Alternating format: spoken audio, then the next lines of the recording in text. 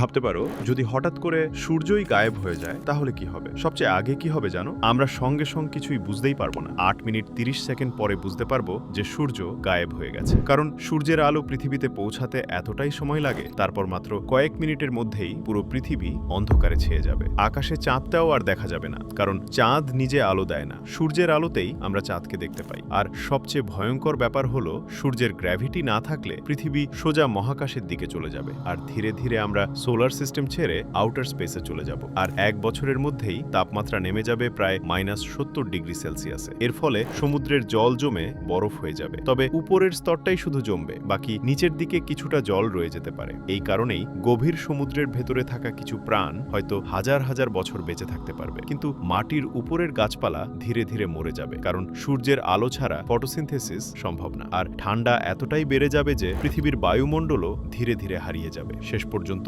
মানুষের বেঁচে থাকা অসম্ভব হয়ে যাবে।